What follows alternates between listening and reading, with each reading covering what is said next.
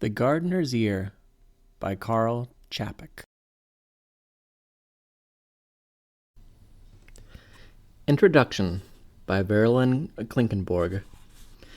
In the vast corpus of garden writing, there is, as far as I know, only one essential book devoted to the psychology of gardeners. You are holding it in your hands. It doesn't weigh much. It doesn't look particularly deep. The text is broken up from time to time with Thurber-like drawings made by the author's older brother and writing partner, Joseph. You can almost tell at a glance that the author's style isn't completely serious. Too many exclamation marks. But all of this is just as it should be, for The Gardener's Year is a comedy, which is what makes it true. In 1929, when The Gardener's Year was published in Prague, Karel Čapek was 39 years old, a Czech writer internationally famous for his play Rossum's Universal Robots, which introduced the word robot to the world in 1921. This is the one fact and the one word that you will always hear when Čapek's name comes up. But he was a prolific, almost ceaseless writer, a novelist, journalist, satirist, playwright, scribbler, polemicist. He wrote about everything. To understand, he wrote, is my one mania. To express is another. Not to express myself, but to express things. It is no exaggeration to say that Čapek died with Czechoslovakia. Died as a result of his nation's death when the Munich Pact, which allowed Nazi Germany to occupy the Sudetenland, was signed on September 30th, 1938. Čapek lived only until Christmas that year, killed as much by depression and grief for his country as by inflammation of his lungs. His brother Joseph died a few years later in Bergen-Belsen. To most students of Čapek, The Gardener's Year is a minor work compared to, for instance, Rossum's Universal Robots or the trilogy of novels he published in the early 1930s. Horrible, Meteor, and An Ordinary Life. But then most students of Čapek believe that gardening is merely a subset of life, whereas gardeners, including Čapek, understand that life is a subset of gardening.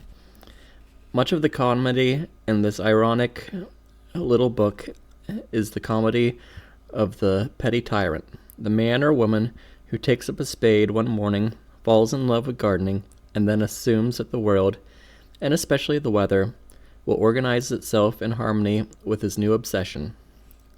He issues raspberry edicts prohibiting the planting of raspberries near boundary lines, where suckers can creep into the neighbor's property.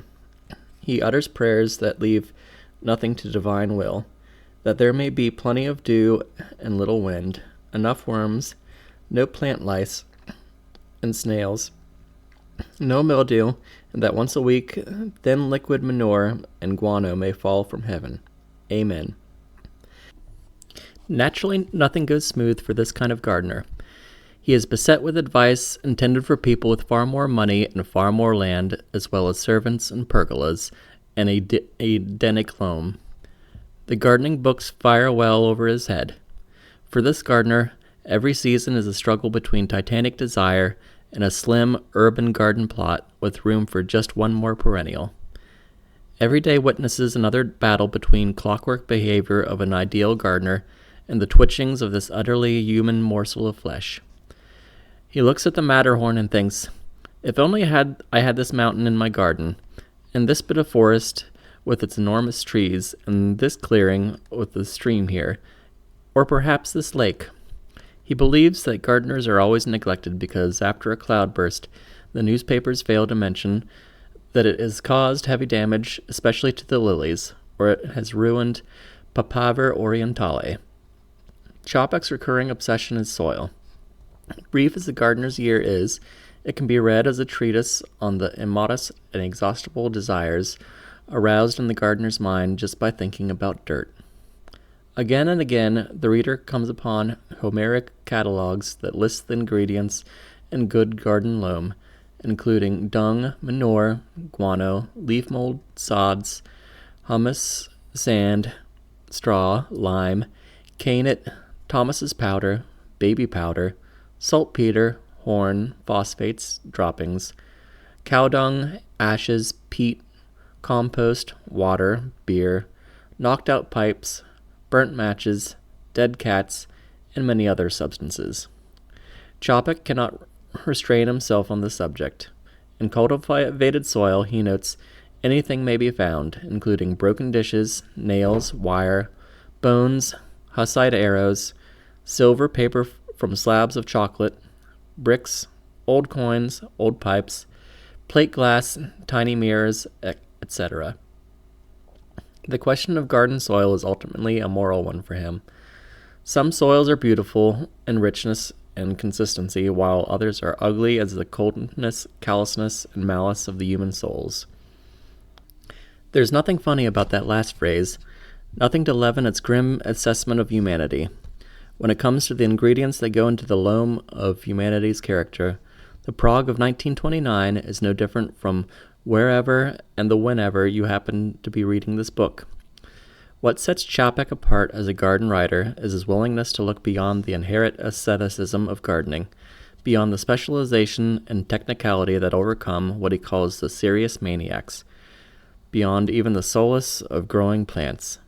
For him, the only way to understand what gardening means is to understand the complexity of the human nature.